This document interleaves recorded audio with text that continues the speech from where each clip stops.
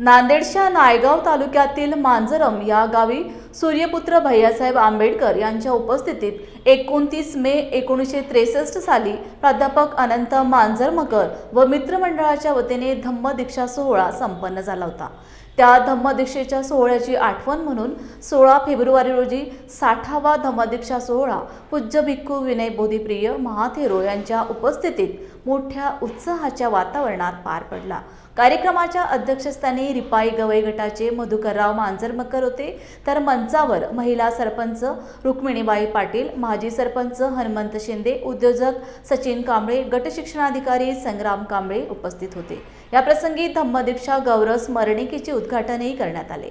कार्यक्रमास गावातील बौद्ध उपासक उपासिका मोठ्या संख्येने उपस्थित होते।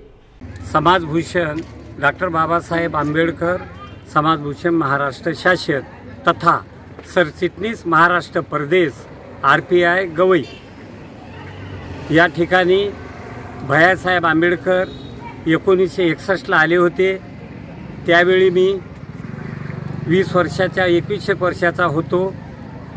आदरणीय मराठवाडा विद्यापीठाला प्रथम डिग्री मिळवलेले प्राध्यापक अनंत मांजरमकर इंग्लिशचे होते आणि त्यांनी या गावाला त्यांनी भैयासाहेब आंबेडकराला आणलं।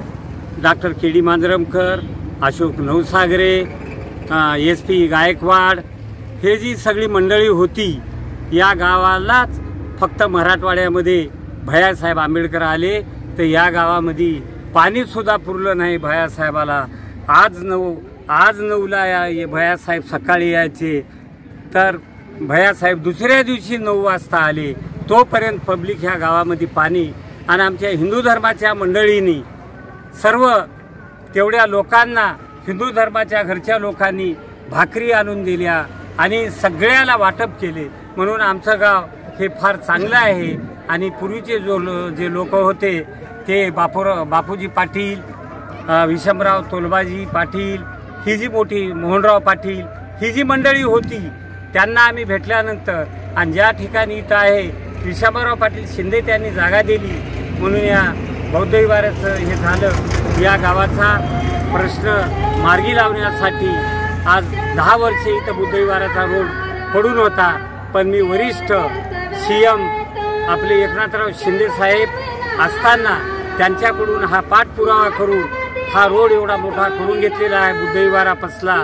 आणि सगळं अधिकाऱ्यांनी सुद्धा सहकार्य दिलं। डेप्युटी इंजिनियर सोनकांबळे साहेब मुदखेड यांचं सुद्धा सहकार्य लाभलं आणि जे KT गुत्तेदार आहेत त्यांनी सुद्धा चांगलं काम, उत्कृष्ट दर्जाचं काम केलेलं आहे।